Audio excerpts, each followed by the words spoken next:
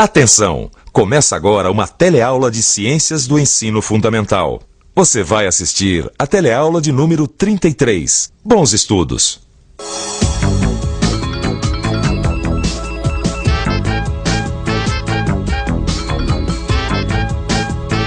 Depois de deixar descansar por uma noite, você vai ter uma surpresa. O leite vai ficar durinho como um iogurte. Bem, caro ouvinte, por hoje é só. Até amanhã. Neste mesmo horário, novas dicas de cozinha. Na teleaula de hoje você vai aprender a fazer um saborosíssimo iogurte. Não, calma, você não errou de canal e também o telecurso não virou uma aula de culinária, não. É que aprendendo a fazer uma tigela de iogurte, você vai aprender um monte de coisa sobre a natureza. Você vai ver que os micro-organismos podem ser encontrados em todos os lugares, inclusive numa tigela de iogurte. Você vai ver que existem bactérias que fazem mal à saúde e outras que são até usadas na nossa alimentação. E vai ver que a temperatura é determinante no ciclo de vida de um micro-organismo. Enfim, você vai aprender várias coisas sobre esses seres vivos microscópicos. Leite, um pote de iogurte, a leiteira, e a tigela pra gente colocar o iogurte. Pronto. Tudo prontinho. Agora sim a gente já pode começar a nossa teleaula.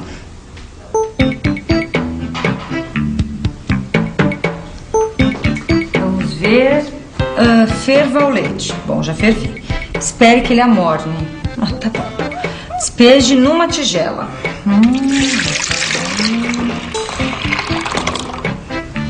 Acrescente uma colher de sopa de iogurte natural. Tá aqui. Oi, Maria. Oi, Lineu, tudo bem? Tudo. E aí, preparando um belo prato de micro-organismos? O quê? Não, o que digo eu? Você que tá preparando os micro-organismos? Tá louco, Lineu, eu tô fazendo iogurte. Não é legal? Iogurte natural feito em casa igualzinho vende no supermercado, sabia? Sabia, é legal. Milhares e milhares de belos e saborosos seres microscópicos. Você tá louco mesmo, Lineu? Iogurte é um alimento super saudável, não tem nada dessas coisas aí que você tá falando, não. Maria, quem falou pra você que só existem micro-organismos que fazem mal à saúde da gente? E você? Você também acha que os micro-organismos fazem mal à saúde? Bom, mas antes de responder essa pergunta, vamos entender essa história de que existem milhares de micro-organismos no iogurte.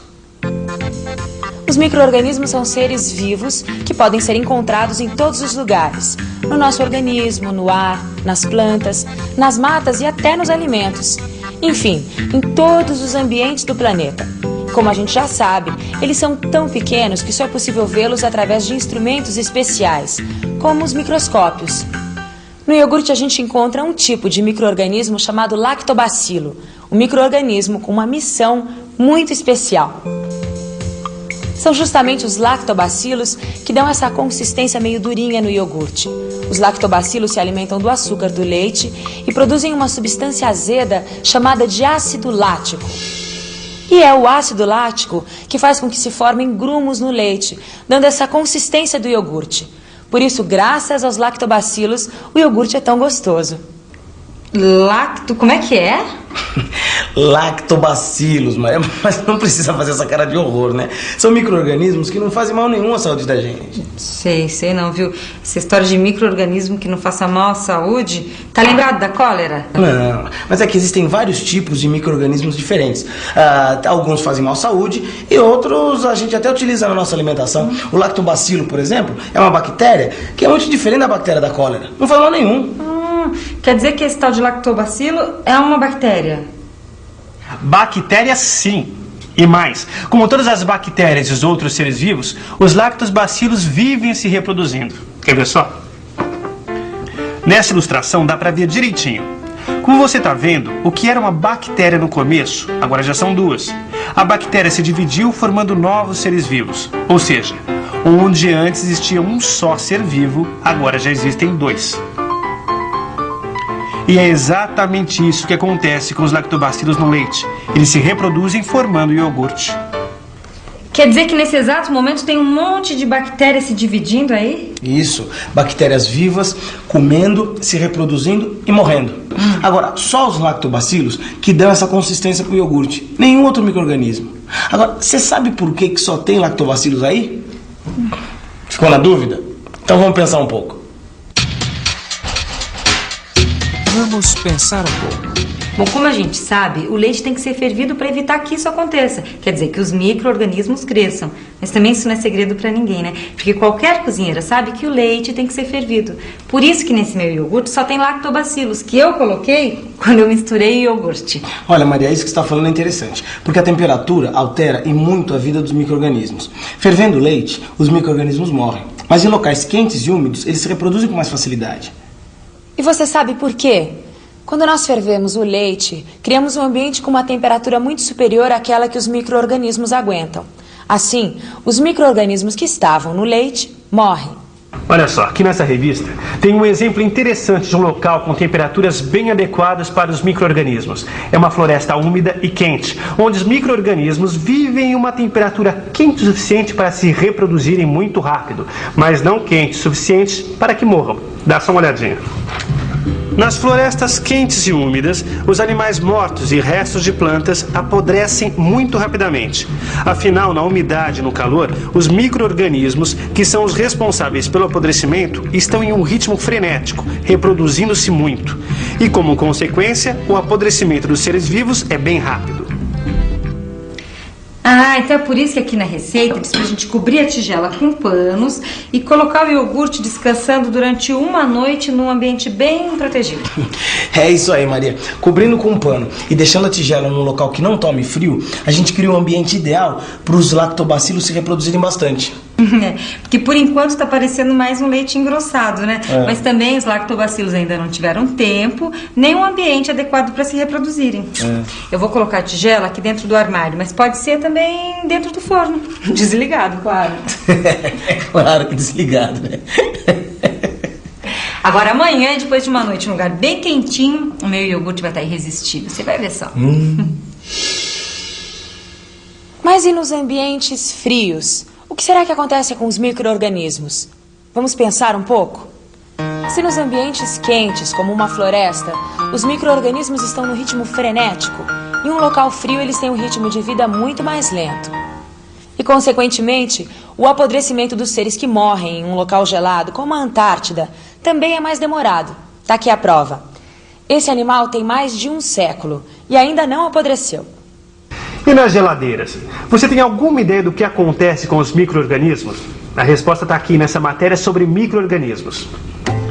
Nas geladeiras, os micro-organismos não chegam a morrer. Entretanto, a temperatura é baixa o suficiente para diminuir o ritmo de vida dos micro-organismos. No frio, eles se reproduzem bem mais lentamente. Essa eu sei, né, Lineu? Aliás, é por isso que a gente guarda os alimentos dentro da geladeira.